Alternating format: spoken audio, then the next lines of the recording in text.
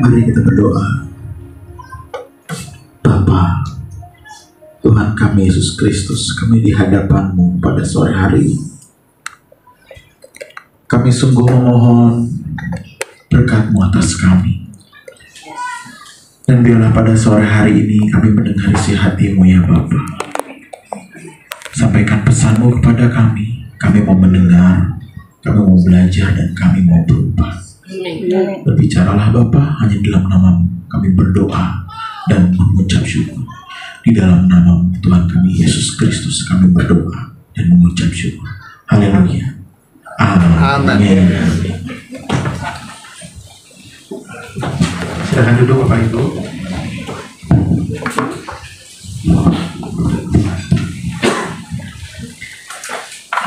Shalom. Shalom. Shalom. Shalom. Mantap, semangat semua. Semangat. Sebelumnya saya mengucapkan terima kasih untuk kesempatannya, untuk Pak Birawa dan Ibu memberikan saya kesempatan untuk sharing di sini. Salam kenal juga untuk Bapak Ibu, rekan-rekan sekalian. Juga untuk Oma-Oma Happy tadi ya. Harus lengkap kayaknya sama Oma-Oma Happy ini kayaknya nih. Seru sekali bisa di sini. Saya tadi bicara dengan Bapak Johan ya, saya katakan ini seperti komsel ya. Kalau kami anak muda kan ada komsel ya. Ini juga seperti komsel, rasanya seru, ada ketawa-ketawa, ada persembahan pujian dan sebagainya. Senang bisa ada di sini bersama dengan Bapak Ibu semuanya. Kami juga senang. Terima kasih Ibu. Satu hal yang tadi dikatakan oleh Bapak Worship Leader tadi beliau mengatakan bahwa kita bersyukur kalau hari ini kita masih diberikan kesempatan untuk hidup. Amin. Tidak sedikit orang yang setiap hari itu dipanggil oleh Tuhan menemui akhir hidupnya. Tetapi kalau hari ini kita masih ada, semua karena belas kasihan Tuhan. Amin. Dan keberadaan kita sampai hari ini tentu bukanlah sebuah hal yang biasa saja. Ada satu hal yang indah, rencana Tuhan yang indah, sehingga masih mengizinkan kita semua untuk masih hidup hari ini. Tentu Bapak Ibu sekalian, semua adalah untuk maksud kemuliaan nama Tuhan. Jadi kita bukan ada hari ini Bapak Ibu karena untuk sekedar kita melanjutkan kehidupan kita sebagai seorang manusia yang dimana kita bernafas, kita makan, atau kita ngurus keluarga. Bukan hanya itu, tetapi hidup ini adalah sesuatu yang kita harus kembalikan untuk Tuhan. Masalahnya adalah apa yang kita lakukan. Orang bisa bersyukur mengenai kehidupan yang diberikan. Tentu semua kita tahu kita ada hari ini karena seizin Tuhan. Sekuat apapun kita, mau kita makan sehat seperti apapun, mau kita olahraga segiat apapun, itu tidak bisa berarti semua kita ada hari ini karena hal-hal itu semata. Tetapi kalau hari ini kita ada Bapak Ibu, apakah kita menemukan bagaimana cara hidup seorang yang sungguh-sungguh mengabdi kepada Tuhan? Karena percuma kalau kita ada sampai hari ini, percuma kalau masih ada oksigen yang masuk ke dalam tubuh kita tanpa kita menemukan rencana Tuhan. Percuma. Karena akhirnya waktu yang diberikan oleh Tuhan akan berakhir sia-sia, akan berakhir begitu saja tanpa kita menemukan bagaimana aku membawa hidupku, menjaga hidupku menjadi seseorang yang benar-benar mengikut Tuhan secara benar. Saya sering mengatakan di mimbar gereja bahwa janganlah kita puas dengan keagamaan kita. Amin. Jangan kita puas setelah menjadi seorang Kristen misalnya. Kita merasa menjadi seorang pengikut Kristus Sudah bertahun-tahun, belasan bahkan puluhan tahun. Dan kita merasa, aku dalam track yang benar. Aku sudah dalam jalan yang benar. Padahal Bapak Ibu, maaf kalau saya katakan, banyak orang hanya beragama tetapi tidak bertuhan. Banyak orang hanya beragama. Dia puas ke gereja, puas untuk berkomunitas, tetapi cara hidupnya tidak menunjukkan dia seorang yang mengabdi kepada Bapa. Dan itu terlihat dari bagaimana dia menjaga hidupnya dari hari ke hari. Apa yang dikatakan, apa yang dilakukan, apa yang diputuskan dalam hidupnya, apa yang direnungkan, apa yang dilihat, sebenarnya jauh dari apa yang Tuhan kehendaki. Dan bagaimana orang seperti ini dikatakan pengikut Kristus?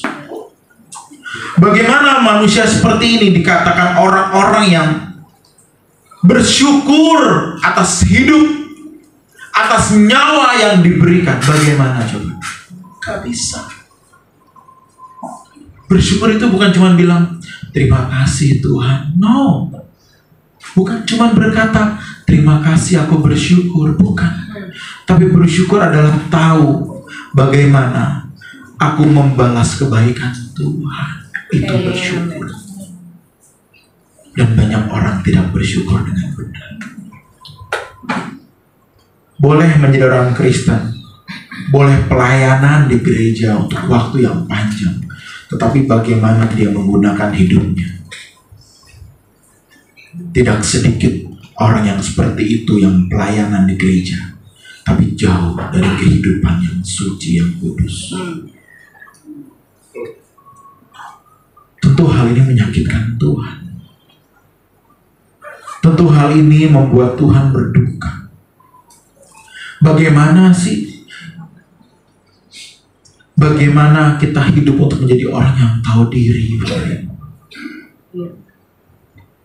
Tanpa penebusan Tuhan ya Bapak Ibu, saudara sekalian yang dikasih oleh Tuhan. Tanpa penebusan oleh Tuhan,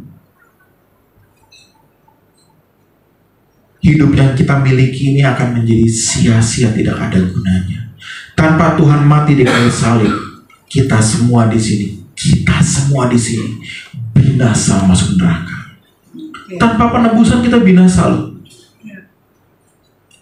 Misalnya di Taman Getsemani, ketika Tuhan Yesus berdoa kepada Bapa, ketika Tuhan berkata, ya Bapa, biarlah cawan ini lalu daripadaku. Bersyukur setelah itu Tuhan berkata, tetapi biarlah kehendakmu yang terjadi. Bagaimana kalau Tuhan tidak berkata itu? Bapa, biarlah cawan ini lalu daripadaku. Kemudian Tuhan Yesus kabur ke kota lain. Tidak mau dikejar tentara Roma. Dia kabur. Ayo, Petrus, ayo kita kabur. Aku takut menghadapi salib. Aku takut. Kita kabur. Coba. Gak selamat. Ibu benar sekali. Kita gak selamat. Mau sebaik apapun kita hidup tanpa penebusan, maaf, binasa kita. Sebegitu mahalnya, mulianya anugerah terbesar, penebusan. Tetapi sangat sedikit orang yang menghargai penebusan itu. Memang pada akhirnya orang tidak sadar kalau dia bisa mengakhiri hidupnya di neraka. Orang perjanjian lama coba, pernahkah ada yang memohon surga? Mereka gak kepikir. Bagaimana orang-orang perjanjian lama ketika mereka meninggal? Mereka kemana?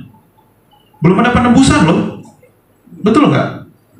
Belum ada penebusan. Siapa? Abraham, Nuh, Musa. Musa diperebutkan pasti. Siapa lagi? Tokoh-tokoh perjanjian lama yang hebat-hebat, Daud, Salomo. Aduh. Ketika mereka mati saat itu, tidak ada keselamatan bagi mereka. Karena penebusan masih ribuan tahun setelah itu. Tetapi setelah Tuhan mati, Tuhan turun ke dunia orang mati. Dikatakan dalam Ibrani, ia memproklamirkan, aku sudah nembus mereka nih. Aku sudah menebus mereka. Ayo, aku membawa para tawanan. Karena 3 hari kematian Tuhan Yesus, beliau kemana? Ke dunia orang mati, menjemput para tawanan. Bayangkan ketika hal itu tidak terjadi, bagaimana Abraham? Bagaimana Ayub yang berjuang? Ditinggalkan semuanya, anaknya mati, menjadi miskin mendadak. Bagaimana? Ayub kalau begitu mati dan berkata, lah, kok tidak ada Tuhan? Coba. Dan dia pernah mengalami hal itu pasti. Pasti. Karena belum ada penebusan waktu itu. Bayangkan Bapak Ibu, kalau hari ini kita beribadah di sini, ini sudah 3 tahun kalau nggak salah ya di sini. Oh, sudah 4 tahun ya. Kita yang sudah beribadah di sini sekian tahun, hari Minggu kita pun beribadah atau bahkan pelayanan. Ketika mati, tidak ada Tuhan di sana. Nah, gimana coba? Oh, nggak mungkin. Yes, nggak mungkin karena hari ini kita telah ditebus. Tapi bagaimana 2000 lebih tahun yang lalu ketika Tuhan kabur? Petrus kabur. Aku takut. Kita kabur. Hari ini kita berdoa segala macam. Dan kita berharap ketika aku mati aku ketemu Tuhan. Ternyata ketika kita menutup mata, tidak ada Tuhan di sana. Seram Bapak Ibu. Karena itu dalam Yohanes 3:16 dikatakan, karena begitu besar kasih Allah akan dunia ini. Bapa tahu ketika manusia dari jatuh dalam dosa, manusia pertama Adam dan Hawa, itu semua sudah dalam hukum dosa. Bapa tahu, aku sayang sama anak-anak ini. Karena itu dari ketika Adam dan Hawa jatuh dalam dosa, Yesus sudah dinubuatkan bahwa keturunan manusia, keturunan wanita ini, Hawa, akan meremukkan kepala ular. Itu sudah ada. Siapa? Tuhan Yesus. Itu sudah dinubuatkan. Tuhan tahu, Bapa tahu. Aku tidak mau terpisah dari mereka. Nah, masalahnya Bapak Ibu sekalian yang dikasih oleh Tuhan, seberapa banyak kita yang tahu diri akan kebaikan Tuhan? Seberapa banyak dari kita yang sungguh-sungguh menghargai penebusan yang Tuhan berikan, yang dia responi dengan cara hidup yang benar dari hari ke hari. Coba, begitu buka mata dia katakan, thank you untuk hari ini Tuhan, aku mau hidup benar. Dia menjalani hidup dalam hadirat Tuhan terus dari pagi sampai malam. Dan ketika malam tiba, dia menjaga hidup dengan bersih. Dan dia katakan sama Tuhan, aku telah berjuang hari ini. Terima kasih untuk hari ini.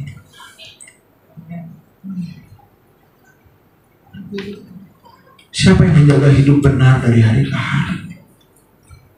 Sulit saudara. Hari ini, kebetulan saya banyak dengar ya, karena saya di gereja juga ya. Kadang-kadang orang Kristen banyak lebih ngaconya kok. Loh, saya ada beberapa usaha. Dan saya tahu kelakuan. Ya pasti kita pengalaman lah ya. Pernah dengar pasti. Ini kok yang dengar Tuhan kok malah malu-maluin. Kenapa ya? Bingung. Padahal tahu Tuhan. Dan ternyata saya jadi tahu Bapak Ibu. Kita tahu tentang Tuhan tidak menjamin kita benar-benar hidup untuk Tuhan. Hanya tahu. Tapi bukan berarti aku mau menjadi pengikut Tuhan. Aku hanya tahu. Beda loh pengikut dan mereka yang tahu. Beda. Nggak bisa dibohongin. Ini saya ngomong di tempat ini nih. Kan Bapak Ibu nggak tahu saya gimana sehari-hari. Apa yang saya buka di sosial media saya, Bapak Ibu nggak tahu kan? Bagaimana saya ketika di jalan saya mau dipepet orang, bagaimana saya respon saya, Bapak Ibu nggak tahu. Yang tahu adalah, oh yang diundang hari ini adalah Pak Stephen yang diundang. Oh ini pendeta, kayaknya rohani nih. Soalnya bisa khotbah. Saya turun, saya jalan, diserempet, saya maki-maki orang di pertigaan depan. Gimana? Kamuflase. Kalau saya nggak menjaga hidup kita benar, hidup saya benar juga nggak ada yang tahu. Tapi saya harus mempertanggungjawabkan hidup saya, bukan hanya kepada jemaat, tapi kepada Tuhan yang telah menebus saya, kepada Tuhan yang telah memberikan nyawanya bagi saya.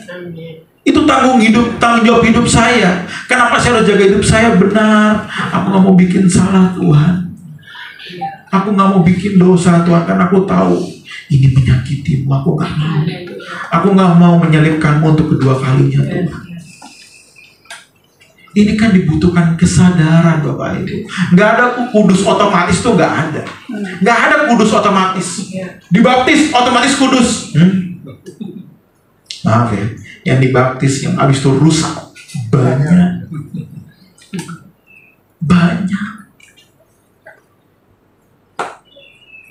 Kemudian bagaimana ketika nanti sudah waktunya tiba, kita akan berhadapan dengan Tuhan muka dengan muka. Wajah seperti apa yang akan kita tampilkan di hadapan Tuhan? Coba, wajah seperti apa? Kengeriankah? Atau sukacita? Wah, sukacita. Dasarnya apa? Sukacita pasti, Pak Stefan. Saya pasti ketemu Tuhan dengan senyum. Yakin? Apa dasarnya? Karena ditebus? Bukan. Kalau kita mau ketemu Tuhan dengan wajah yang bersukacita dengan tersenyum, dasarnya adalah karena kita menjaga hidup dengan benar dari hari ke hari. Yang benar dari hari ke hari. Kita tahu seberapa kita berjuang. Dan ketika ketemu Tuhan, kita katakan, Tuhan, aku telah berjuang sampai akhirnya. Tapi kalau kita hidup dalam dosa, ke gereja sih, pelayanan sih, tetapi dosa, ketemu Tuhan, nggak mungkin dia tersenyum. Nggak mungkin. Dia akan ngecek semuanya. Dalam logika dia, pemikiran dia tahu bagaimana hidupku selama ini. Dia nggak mungkin tersenyum. Dia tahu aku berkamuflase saja menjadi seorang Kristen, padahal aku bukan pengikut Kristus yang sejati. Ini mengerikan. Ini mengerikan, Bapak Ibu. Karena itu di Amsal 4 ayat 23 dikatakan, jagalah hatimu dengan segala kewaspadaan, karena dari situlah terpancar kehidupan. Jaga hati dengan segala kewaspadaan.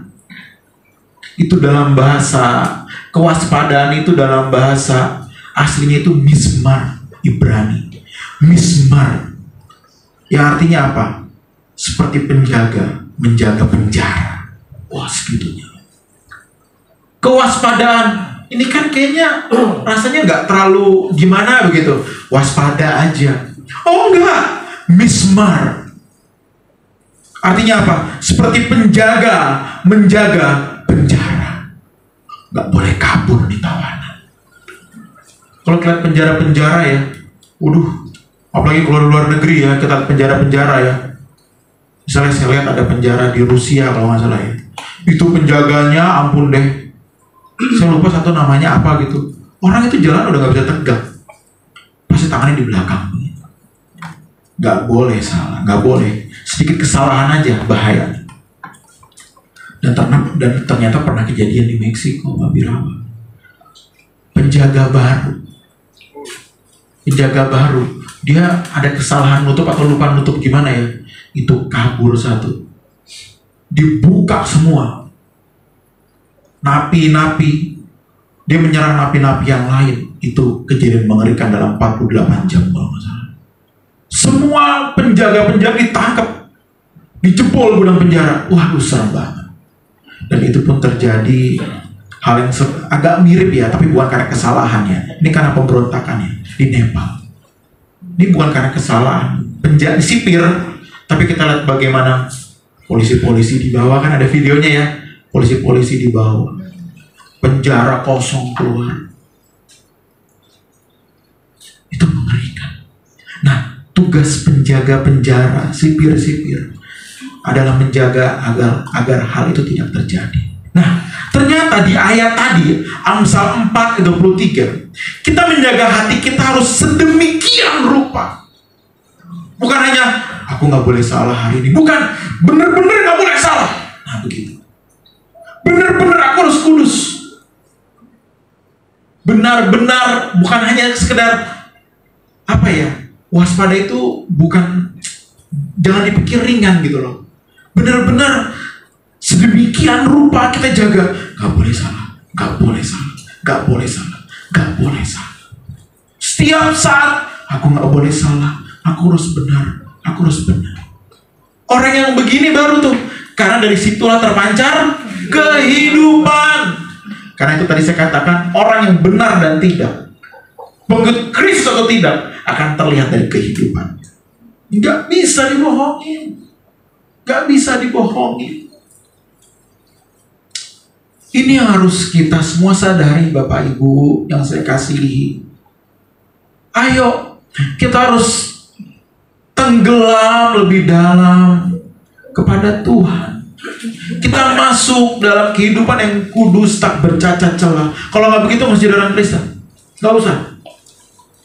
Kalau saya ngomong hari Minggu ya, Tante Mary ya, aku Minggu saya ngomong lebih keras lagi. Nggak usah ke gereja lagi ya, nggak usah ke gereja lagi. Kayak ngusir-ngusir jemaat lagi malahan kan. Malah banyak opa-oma juga lagi kan. Dibilang nih anak muda belagu banget nih, sombong amat nih anak muda. Saya katakan di mimbar, nggak usah ke gereja lagi kalau nggak mau berjuang sungguh-sungguh. Nggak usah.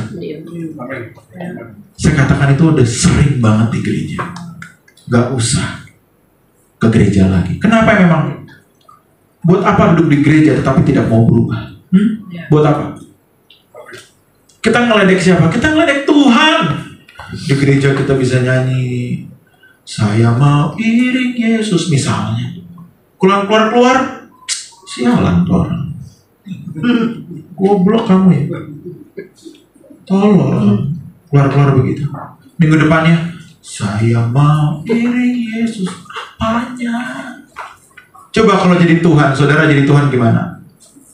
Dipites. Malaikat sabar geledek. Tuhan belum munafik.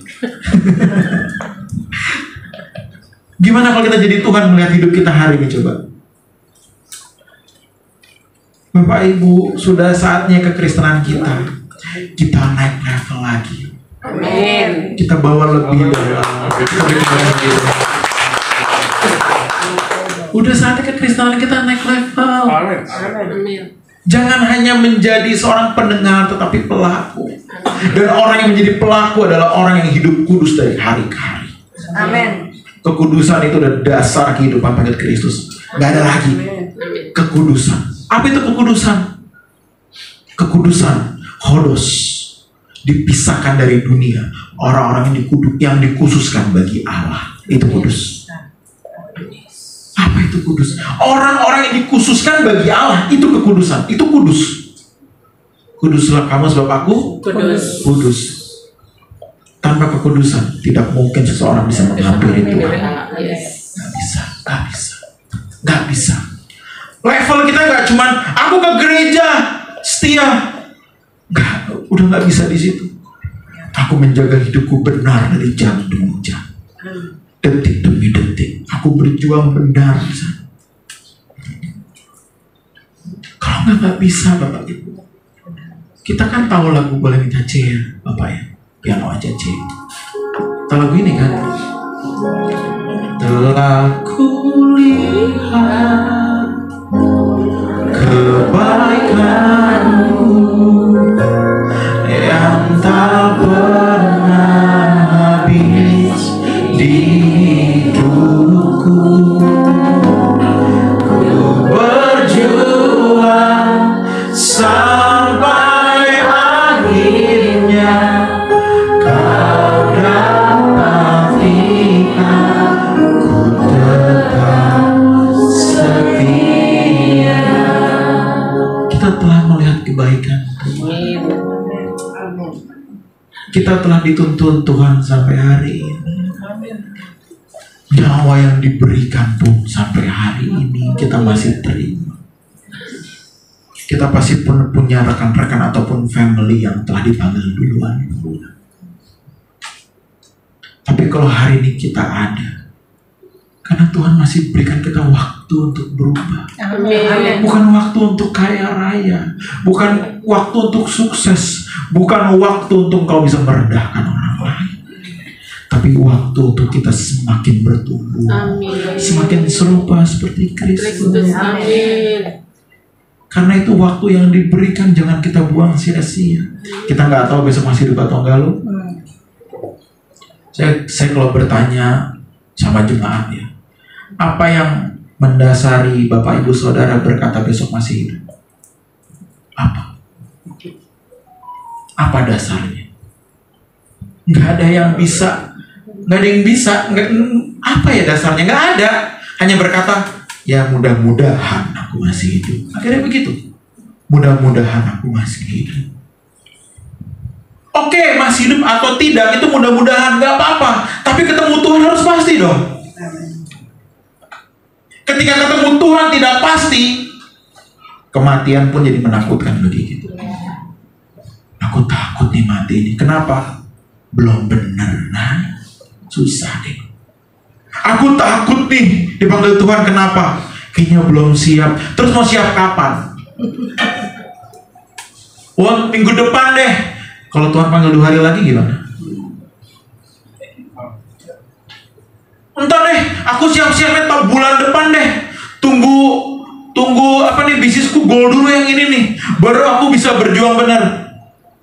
Kalau ternyata minggu depan Tuhan panggil bukan bulan depan, gimana?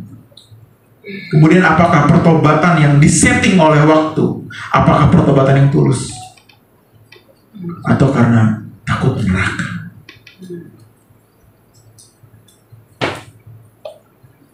Apa jangan-jangan kita bertobat karena takut neraka? Emangnya salah bertobat takut neraka? Enggak salah sih. Tapi kita bertobat karena kita mengasihi Tuhan, bukan karena takut neraka. Amin. Itu yang kita mengasihi Tuhan. Bukan karena takut neraka. Di gereja kami kan dikatakan terus langit baru bumi baru ya, Tante Mary ya. Iya. Langit baru bumi baru, amin. Oke, kenapa mau ke sana? Saya sering tanya begitu sama jemaat. Kenapa mau ke sana? Ya karena neraka serem, Pak. Semua juga tahu, semua agama juga mengajarkan neraka itu mengerikan. Bedanya apa sama mereka yang takut neraka? Agama lain gitu. Sama-sama takut neraka, tapi yang mengasihi Tuhan adalah kita yang dipanggil. Bapak Ibu, kita semua, kita dipanggil bukan hanya menjadi orang yang takut neraka, tetapi aku mau mengasihi Tuhan, mengasihi Bapa lebih dari sekarang. Karena itu kalau tadi kita katakan lagu tadi, ku berjuang, coba baca lagi, ku berjuang sampai akhirnya kau dapati aku tetap setia. Lagi katakan, ku berjuang.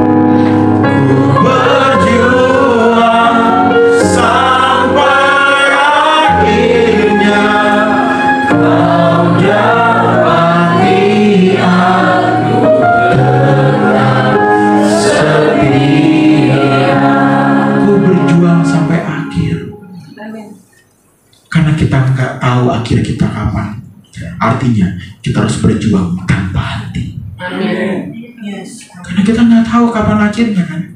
Bagaimana kalau akhirnya, maaf ya, malam ini kita berjuang sampai malam ini. Bagaimana kalau berakhirnya nanti ketika kita pulang tidak sampai malam, kita berjuang sampai situ. Bagaimana kalau bulan depan aku berjuang sampai bulan depan? Aku perjuangkan seluruhnya, aku habiskan hidupku untuk menjaga hidupku benar, untuk meresponi kebaikan Tuhan, salib yang Tuhan telah berikan bagiku. Aku berjuang sampai akhir, karena akhirnya tidak tahu kapan. Artinya mungkin menit ini adalah akhirku. Oh, lolos ternyata menit kedua. Ternyata mungkin jangan-jangan menit kedua ini akhirku. Menit ketiga lolos. Jangan-jangan menit ini adalah akhir. Terus orang seperti ini tidak mungkin tidak jadi terang. Gak mungkin gak jadi terang. Jadi terang dan garam itu gimana? Sekedar baik kah? Yes, benar. Sekedar baik boleh gak? Ya, maksudnya bukan saya cukup ya. Bisa baik, tapi lebih daripada itu. Orang bukan hanya melihat kita baik, tapi orang tahu, orang ini kok mengasihi Tuhan. Orang ini kok benar-benar mau hidup untuk Tuhan. Itu terang yang bercahaya. Mulia, bukan hanya baik, tetapi mulia. Bapak Ibu, saudara sekalian yang dikasihi Tuhan,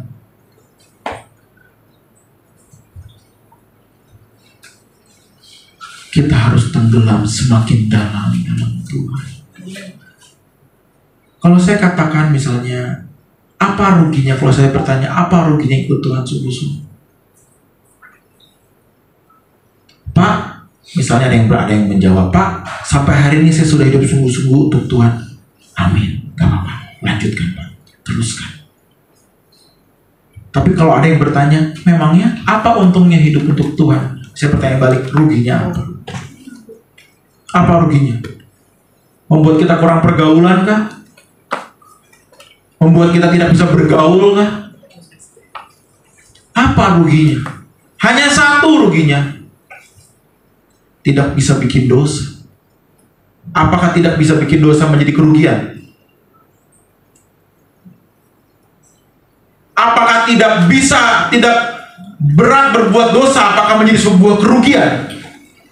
Kalau ada yang berkata rugi, orang itu bukan murid Kristus. Gak mungkin. Oh rugi nih, jadi gak bisa bikin dosa. Gak usah jadi orang Kristen sekalian. Mau ngapain? Main-main? Lihat Kristen mula-mula gak? Tahun-tahun abad-abad pertama, abad-abad awal, belum ada agama Kristen. Mereka disebut pengikut Kristus karena mengikuti satu orang yang dianggap penjahat zaman dulu. Mereka orang-orang pengikut Kristus dikejar oleh bangsa Roma, dikejar oleh orang Yahudi. Mereka dibakar, dibunuh di sana, dilempar ke kandang binatang buas. Itu pengikut Kristus. Apa? Berdasarkan agama kah? Bukan. Mereka tahu aku pengikut Kristus. Bukan agama Kristen, kan belum ada. Agama Kristen ada tahun abad ketiga. Siksaan itu dari abad pertama sudah berjalan. Tuh, bagaimana coba? Itulah perjuangan. Kita nggak mengalami apa yang mereka rasakan, Bapak Ibu. Enggak, kita nggak ngalamin kok. Tapi kita harus tahu bagaimana aku bisa menahan dagingku, nafsuku, agar tidak melukai Tuhan. Agar hidupku setiap hari membuat Tuhan tersenyum. Itu harus menjadi langkah hidup kita, Bapak Ibu. Bapak Ibu sekalian, apalagi yang umurnya sudah 2 kali saya ya. Ayo kita bertobat sungguh-sungguh. Dengan rendah hati saya mau ajak Bapak Ibu, Opa, Oma, Om, Tante, ayo sungguh-sungguh. Bukan berarti saya yang muda ini mati belakangan. Belum tentu. Bisa jadi saya duluan, Om Tante belakangan. Tapi siapapun yang duluan atau belakangan itu nggak masalah. Karena kita ke arah yang sama. Kita ke arah yang sama. Kita tahu kita semua tuh mau ke langit baru, bumi baru, bersama dengan Tuhan selamanya. Kita tahu. Tapi kadang kita main-main. Mulai hari ini kita sungguh-sungguh. Amin. Mulai hari ini kita berjuang. Tidak ada pencobaan yang melebihi kekuatan kita. Pasti kita bisa hidup kudus. Pasti bisa hidup benar kita. Wah, aku nggak bisa serupa seperti Kristus. Berarti Alkitab ditipex aja tuh. Wahyu 3:21. Barang siapa menang seperti aku menang. Udah, tipex aja. Berarti kita nggak bisa menang seperti Tuhan Yesus dong. Bohong. Matius 5 ayat 48. Kamu harus sempurna sama seperti Bapa di surga adalah sempurna. Gimana coba? Oh, nggak bisa, nggak mungkin aku manusia. Berarti Tuhan bohong di situ. Sempurna seperti Bapa lo. Pusing nggak? Sempurna. Aku manusia biasa. Sempurna berbicara mengenai hidup yang sesuai dengan kehendak Bapa. Itu sempurna seperti Bapa. Itu sempurna seperti Bapa. Jadi kalau dikatakan Matius 5 ayat 48, kamu harus sempurna sama seperti Bapa. Aku bisa, aku berjuang di sana. Tapi berjuangnya sampai mana? Gak tahu. Berjuang aja terus-terusan. Sampai kapan aku berjuang? Gak tahu. Berjuang aja terus-terusan. Jadi di pikiran kita hanya satu, Bapak Ibu sekalian. Berjuang, berjuang, dan berjuang. Tuhan telah menebus kita. Dia pun berjuang melawan salib. Dia takut loh. Tuhan Yesus takut loh melawan salib. Keringatnya seperti darah kan? Itu ketakutan tingkat tinggi itu. Sampai keringat seperti darah. Takut. Dia tahu sakitnya itu bukan drama. Bukan, oh Tuhan Yesus mah udah tahu dia pasti bisa menang. Dia tahu sakitnya di paku itu, dia tahu. Dia tahu sakitnya. Tapi dia berkata, aku mau ikut kehendak Bapa. Demi apa? Demi menebus kita semua. Jadi kita pun sudah sepatutnya berkata, aku mau menghargai pengorbanan yang Kau berikan Tuhan. Aku mau hidup benar, aku mau bikin salah. Mari mulai hari ini kita berjuang hidup benar, Bapak Ibu. Seakan-akan tidak ada hari esok bagi kita. Karena memang belum tentu ada hari esok. Kalaupun kita hidup dalam dunia ini, kita tidak bisa mencari kesenangan. Waktu kemarin kerusuhan ya, coba. Semua kita kan pasti kepikiran panik. Di belakang rumah saya di Kelapa Gading, suara-suara kembang api seperti yang di Kuitang. Kembang api.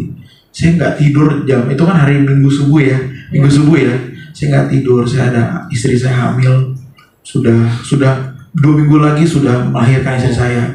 Anak saya 2 di rumah kecil-kecil 4 tahun dan 6 tahun. Saya pikir gimana ya? Saya kan pikiran saya kemana-mana ya. Ya saya mesti jagain anak istri saya. Gimana ya? Akhirnya cuma bisa bilang, Tuhan tolong. Apapun yang terjadi, aku ke rumah Tuhan sama keluargaku. Ngomong apa lagi? Saya buka TikTok aja terus. Kan live-nya di TikTok tuh ya. Live-nya di TikTok ya. Di TikTok terus saya perhatiin. Wah ini begini. Pas 12 malam lewat kalau nggak salah, TikTok udah nggak ada live lagi. Udah nggak ada live lagi kan? Ada satu orang. Dia pakai internetnya Elon Musk, Starlink di DPR. Ada satu orang dia live-nya nonton, dia udah ratusan ribu. Karena pada offline yang lain kan, dia nonton. Tapi dia nggak boleh dekat sama gedung DPR, rusak langsung karena jamming internet. Dia agak jauh. Tapi dia terus ngomong di situ, update terus. Saya perhatiin terus. Oh, oke. Kayaknya nggak sampai separah apa yang saya bayangkan. Saya perhatikan. Oh, DPR begini, oke begini. Itu kondisi yang membuat kita harusnya buka mata. Hanya Tuhan yang bisa menyelamatkan. Kejadian di Nepal itu mengerikan. PM-nya, istri PM-nya itu seram banget. Kok orang bisa segininya ya? Orang bilang di sosial media kan, apalagi di TikTok ya, Gen Z kan di TikTok kan. Iya soalnya begini sih, korup segala macam. Iya, tapi apakah sampai membunuh? Itu banyak tuh di TikTok, orang debat sana sini sampai istrinya di rumahnya dibakar segala macam gitu kan, buat gitu loh, ditelanjangin, mantan perdana menteri digebukin segala macam. Saya bayangkan bagaimana kalau amit-amit ya waktu malam itu terjadi sedemikian parah. Gimana istriku lagi hamil besar? Wah kepikiran saya. Tapi akhirnya saya jadi tahu, aduh Tuhan, memang dunia ini bukan rumahku sih. Gak mungkin Tuhan menciptakan dunia yang direncanakan itu untuk rusak. Karena itu begitu manusia jatuh dalam dosa, Ia mempersiapkan rumah yang baru. Amin. Rumah yang telah disiapkan Bapa. Kita berdoa. Rumah yang disiapkan oleh Tuhan. Kalau manusia tidak jatuh dalam dosa, kalau menurut apa yang saya pahami ya dunia ini jadi rumah kita. Karena tidak ada dosa di sana. Orang firmannya sebelum jatuh dalam dosa kan beranak cucu lah. Penuhilah bumi itu sebelum manusia jatuh ke dalam dosa. Berarti memang berjalanlah semua di sini. Saya tidak tahu ya apakah nanti ada surga lain atau gimana, saya nggak ngerti sih. Karena kita kan nggak di situ ya. Itu kan andai-andai saja. Tapi hari ini melihat dunia seperti ini, kerusuhan di Perancis, kan lagi naik nih, tensi dunia lagi naik semua nih. Rakyat-rakyat lagi pada ngelawan segala macam. Berontak, semua berontak begitu. Aduh Tuhan, aku hanya mau ke langit baru ini, Pak. Amin. Karena itu dari hari ini kita siapkan hidup kita. Hari ini kita siapkan hidup kita. Kita mau cari happy, seberapa happy sih? Coba, kita misalkan kita punya duit yang cukup banyak. Kerusuhan kemarin coba, apakah 100% bisa sukacita kita? Kita ingat keluarga kita di mana, saudara kita di mana, kita ini, aduh, nggak bisa happy. Dan memang dunia ini akhirnya disetting untuk tidak menyenangkan kita, agar kita pindahkan hati kita ke langit baru. Amin.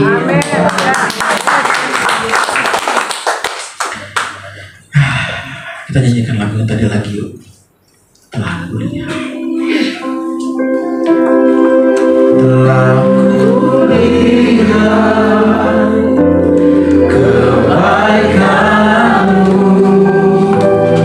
yang tak pernah habis di hidupku. Katakan ku berjuang sampai akhirnya. Kau nabati aku tetap setia. Telah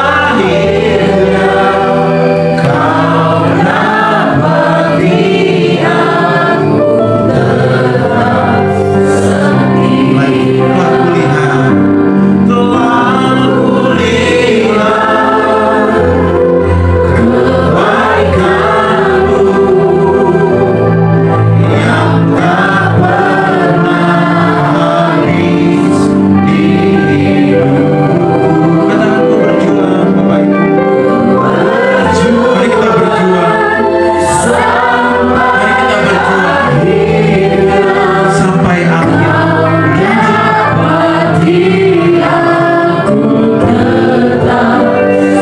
akhir. Musik saja memainkan lagu ini. Mari semua kita berdoa. Hari ini Tuhan mengingatkan kita semua untuk mari kita kembali. Mari kita kembali kepada kekristenan yang murni. Bukan hanya sekedar beragama, tapi kita kembali kepada apa yang Tuhan rancang. Kita kembalikan hidup kita sepenuhnya untuk Tuhan. Dari hari ke hari kita berjalan dalam tuntunan Tuhan. Kita berjalan dalam kekudusan Tuhan. Tuhan mengingatkan kita semua untuk mempersiapkan diri untuk pulang suatu saat nanti. Karena Tuhan rindu bertemu dengan kita semua. Lebih dari kita yang rindu ketemu Tuhan, Tuhan jauh lebih rindu mau ketemu dengan setiap kita. Mulai hari ini kita berjuang benar, Bapak Ibu. Mulai hari ini jaga hidup kita untuk kudus setiap saat. Mari katakan lagi bersama. Telah kulihat, telah kulihat kebaikanmu yang tak pernah habis di hidupku. Kami mau berjuang sampai akhirnya. Kau dapati. Biar hadiratmu bersama dengan kami, Bapak. Sekali lagi. Aku lihat kebaikanmu yang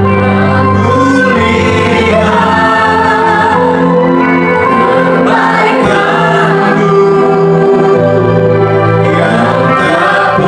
pernah habis di hidupku. Berjuang, katakan Bapak Ibu. Katakan saudara berjuang.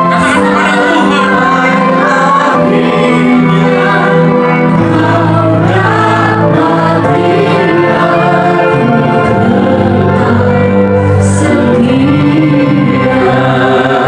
Tuhan. Ya Tuhan, terima kasih untuk isi hati-Mu yang Kau sampaikan kepada kami.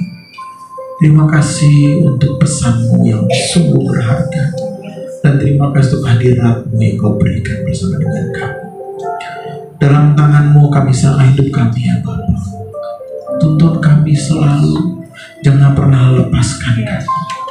Kami mau berjalan bersama sampai kesudahan.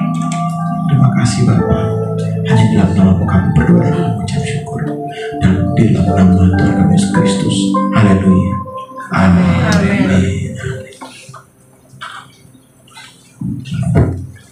Puji Tuhan, terima kasih kita sudah diberkati oleh firman Tuhan.